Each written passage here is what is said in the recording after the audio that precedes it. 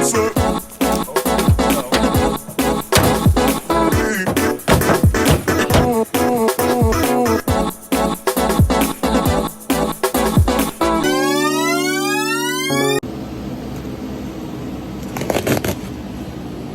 is hard to do with one hand.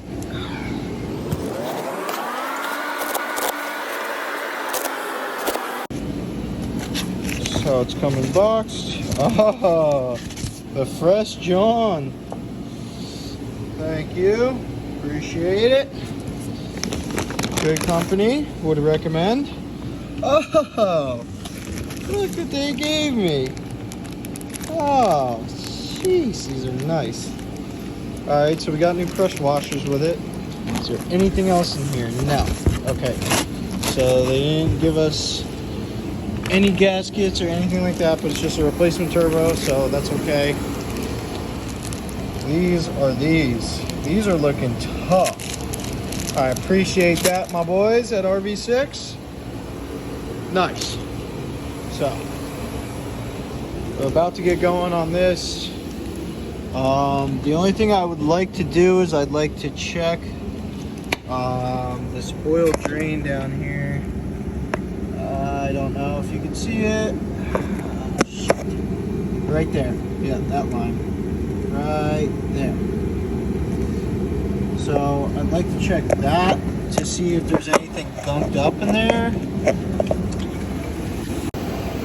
I don't think there is, but there could be. So I'm just gonna run like a small pipe cleaner through it, just to give myself. So I'm gonna run like a pipe cleaner through it, just to, you know, ease my mind a little bit that it's not the drain that's all gunked up, because I don't believe it is, but you never know. So we're gonna go there first, and yeah, that's about it. So we're gonna get to it. I'm gonna try to film as much as I can by myself right now, and I need to get this done, so it's gonna be a little hard, but I think we can get it done. Okay, so I just took off the oil drain hose on the Civic. It's just 2 clamps. Stuck this pipe cleaner down there. It hit oil, so if there was any junk in there, it's out now. I doubt there was, but had to check. So back to it. Okay, so I'm filming this because this is an important part. I've seen some other videos about doing the wastegate, and they were getting scared and took it off like some weird way. Literally, as long as you remember how tight this nut was right here, you literally just loosen it with a 10 and you put it back on the same exact way. If you can't get it on the same exact way, your boost control is going to be off. So you got to make sure you put it back on the same way. But you're not really messing with any adjustments on the wastegate. You just literally got to make sure it's snug enough to just have a little movement. That's it. So this is the way I do it. I saw another video, he did it a different way. I forget. I can't really tell you what way, but I know it's different. I know he didn't do this, so this is the easiest way. Okay, so now we have the oil drain back on with the gasket. This bracket for heat shield. The wastegate, what I was saying about the wastegate is you don't want to twist this piece after you take this nut off. If you twist this, your boost is going to be all off. So got that swapped over, got these studs swapped over, and these bolts right here, they're gonna really suck, but it's a size 3. Yeah, I use Cobalt, talk shit, Allen key, and basically they're gonna be so tight in here that you're gonna hurt your hand and you can't put it the other way. So I just use like mini channel locks and just break it that way. You just gotta be careful not to break them. Honestly, I try to squirt like some WD-40 or some sort of lubricant on the back and the front to try to penetrate it a little bit, because it'll probably be a little hard. The only reason I didn't have much of a hard time is because I just did this. So back on with the project. Okay, so it's the next day. I'm I'm waiting here at work. I'm early. I talked to the guy yesterday at RV6, and of course there's not really a certain braking process for turbos, but he told me to just basically just, you know, kind of baby it, try not to hit too much boost for like 500 miles. So I just got to work, so I drove a couple miles, not much, but my drive's only like 10-15 minutes. But I'm gonna record the mileage right now. The smoke seems to have stopped for now. Okay, so we're at 61, 157.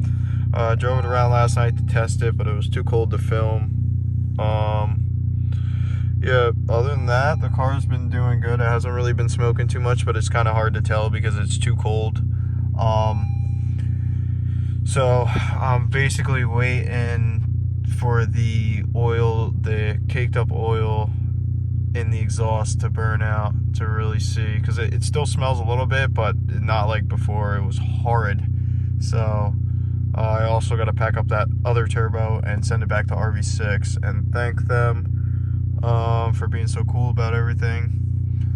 But other than that, now it's just driving the car. I'm waiting for the oil in the exhaust to fully burn up, and then going from there, trying to hit 500 miles and send some more data logs to my tuner. So that's about it, all I got for now. I should be posting, like I said, every Tuesday is the goal. So I'm really gonna be on myself for that, so you guys will know when I got stuff up. So if you guys want to see more tension content, just let me know. If not, I'll kind of lessen the 10th gen content and go with the good old EGs and other older cars.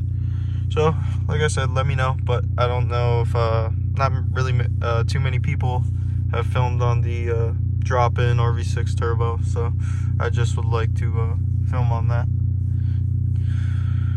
All right.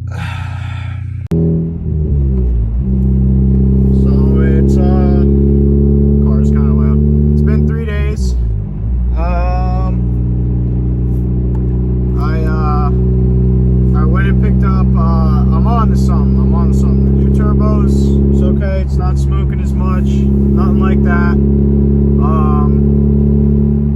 I'm just still trying not to hit too much boost.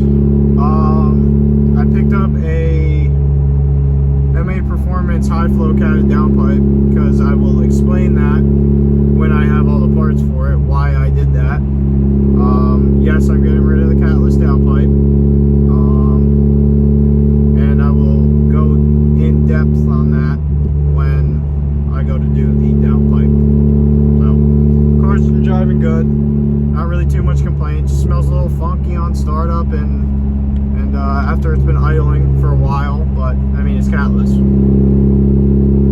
What are you gonna say? It's gonna happen. Oh, yo, dude, that looks so good. Much nicer. That looks good. You have this thing, like the actual, not the piece of So is that plastic. a recirc valve that it comes with? Yeah, it comes with it, but you can't do like the stop it off valve. Yeah, because yeah. That inlet pipe is a bitch, dude. I had to get it out so many times. Your intake isn't gonna suck in water. yeah. This shit. So what'd you do? You're still on. You're not flex fuel. So what did you get? Who did you get tuned by? D-Rob? D-Rob, Yeah, that's who I'm getting tuned by.